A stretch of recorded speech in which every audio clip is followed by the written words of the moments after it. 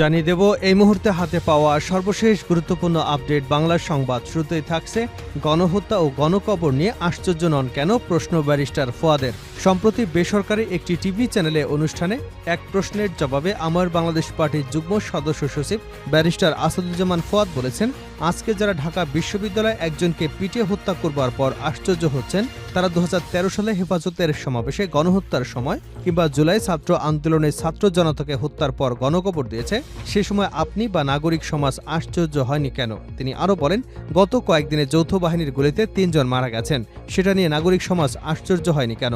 তিনি সকল শ্রেণী পেশার মানুষকে উদ্দেশ্য করে ক্ষোভ নিয়ে বলেন, যখন সাভারে 6 জনকে গুলি করে মেরে গাড়িসহ পুড়িয়ে দিল, তখন কেউ কথা না বলেও এখন তারা আশ্চর্য কেন হচ্ছে।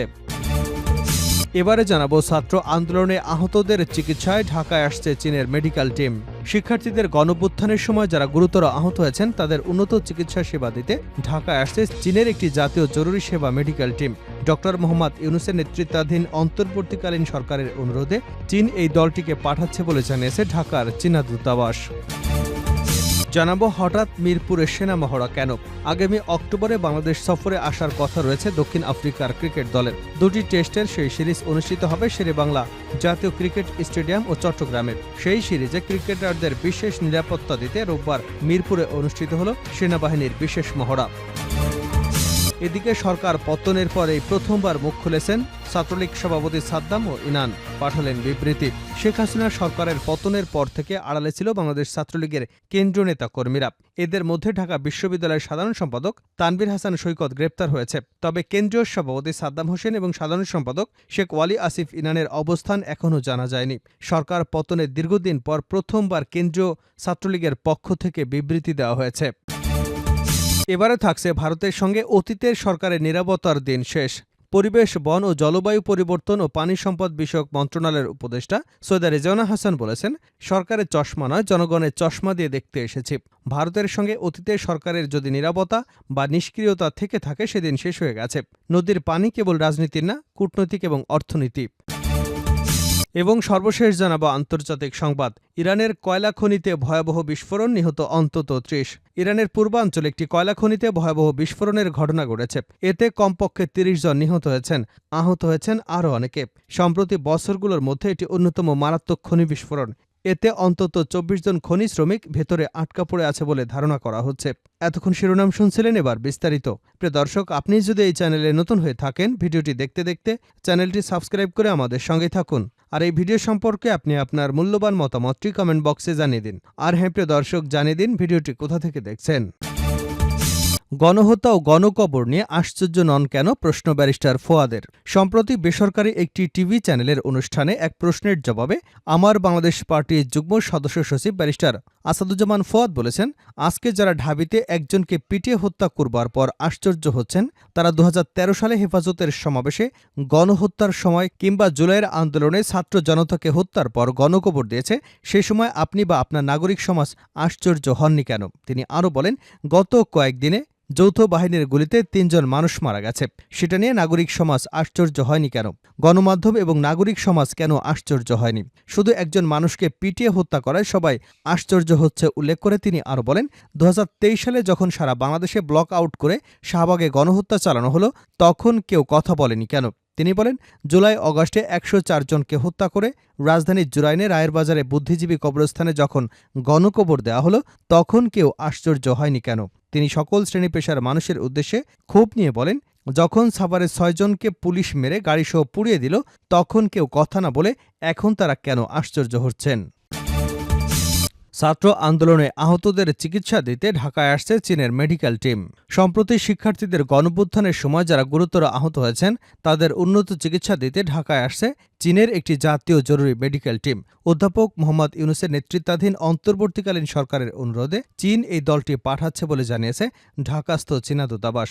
দলটি কুনমিং থেকে রোববার দুপুর 1:35 হজরত শাহজালাল আন্তর্জাতিক বিমানবন্দরে অবতরণ করবে। মেডিকেল টিমকে স্বাগত জানাতে বিমানবন্দরে উপস্থিত থাকবেন বাংলাদেশে নিযুক্ত চীনের রাষ্ট্রদূত ইয়াওয়েন। হঠাৎ মিরপুরে সেনা মহড়া। আগামী অক্টোবরে বাংলাদেশ সফরে আসার কথা রয়েছে দক্ষিণ আফ্রিকার ক্রিকেট দলের। দুটি টেস্টে সেই সিরিজ অনুষ্ঠিত হবে মিরপুর শেরেবাংলা জাতীয় ক্রিকেট স্টেডিয়াম ও চট্টগ্রামে। সেই সিরিজে ক্রিকেটারদের বিশেষ নিরাপত্তা দিতে রোববার মিরপুরে অনুষ্ঠিত হল সেনাবাহিনীর বিশেষ মহড়া। মহড়া উপলক্ষে মিরপুরের মাঠে সেনাবাহিনীর সশস্ত্র মহড়া দিয়েছে এবং আকাশে হেলিকপ্টারও উড়িয়েছে। মোটামুটি যুদ্ধের আবহ নিয়ে মিরপুরে মহড়া দিয়েছে বাংলাদেশ সেনাবাহিনী। মূলত অক্টোবরের মাঝামাঝি প্রোটিয়াদের বাংলাদেশ সফরে নিরাপত্তা প্রদানে এই আয়োজন। আসন্ন এই সফরের আগে শনিবার প্রোটিয়াদের ৩ সদস্যের প্রতিনিধি দল এসেছে ঢাকায় নিরাপত্তা ব্যবস্থা পর্যবেক্ষণ করতে। রোববার চট্টগ্রামে জহুর আহমেদ চৌধুরী স্টেডিয়াম ঘুরে দেখবে পর্যবেক্ষক দল। এরপর আগামীকাল তাদের শেরেবাংলা স্টেডিয়াম পরিদর্শন করবার কথা রয়েছে। তাদের পরিদর্শনের একদিন আগেই রোববার মিরপুরের বিশেষ মহড়া দিল সেনাবাহিনী। সকাল থেকেই হোম অফ ক্রিকেটে আসন্ন সিরিজের জন্য নিরাপত্তা ব্যবস্থার জন্য সর্বাত্মক প্রস্তুতি নিতে দেখা গেছে সেনাবাহিনীকে। এরপর দুপুর ১২টার কিছুক্ষণ পর শেরেবাংলার আকাশে উঠতে দেখা যায় হেলিকপ্টার। মিনিট কয়েক প্রদক্ষিণের পরপরই ত্যাগ করে মাঠ। এছাড়া মিরপুরের মাঠের চারিদিকেও প্রদক্ষিণ করে হেলিকপ্টার। আসন্ন সিরিজের জন্য সব ধরনের নিরাপত্তা দিতে প্রস্তুতির অংশ এটি। এর আগেও বিভিন্ন সময় সিরিজ বা টুর্নামেন্টের আগে এমন মহড়া দিতে দেখা গেছে মিরপুরে। ঢাবি ও জাতীয় বিশ্ববিদ্যালয় পিটিয়ে হত্যার ঘটনায় ছাত্রলীগের বিবৃতি। ঢাকা বিশ্ববিদ্যালয় ও জাহাঙ্গীরনগর বিশ্ববিদ্যালয় সহ দেশের বিভিন্ন স্থানে বিচার বহির্ভূত হত্যাকাণ্ডের ঘটনায় উদ্বেগ প্রকাশ করে বিবৃতি দিয়েছে বাংলাদেশ ছাত্রলীগ। রোববার ছাত্রলীগের কেন্দ্রীয় সভাপতি সাদ্দাম হোসেন এবং সাধারণ সম্পাদক শেখ ওয়ালিফ আসিফ ইনান স্বাক্ষরিত এক বিজ্ঞপ্তিতে এই উদ্বেগ জানানো হয়।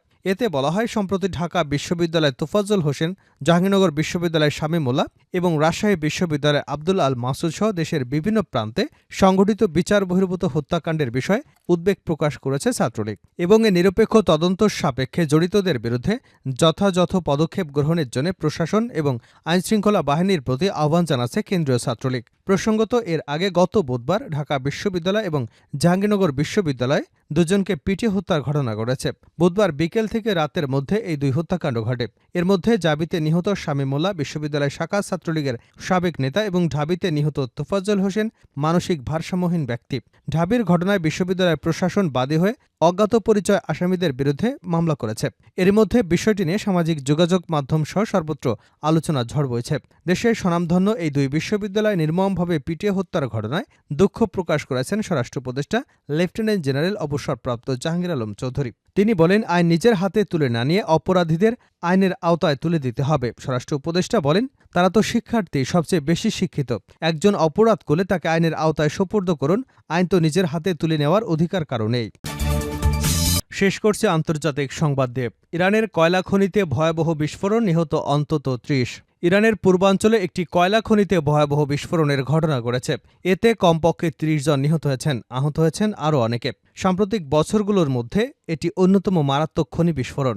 এতে অন্তত ২৪ জন খনি শ্রমিক ভেতরে আটকা পড়েছেন বলে ধারণা করা হচ্ছে। রোববার আন্তর্জাতিক সংবাদ মাধ্যম আল জাজিরা এক প্রতিবেদনে এ তথ্য জানিয়েছে। এছাড়া নিহতের সংখ্যা বাড়তে পারে বলেও কর্তৃপক্ষ জানিয়েছে। এতে আরও জানানো হয়েছে, ইরানের পূর্বাঞ্চলে অবস্থিত একটি খনিতে ঘটা বিস্ফোরণে কমপক্ষে ৩০ জন নিহত এবং আরও ১৭ জন আহত হয়েছে।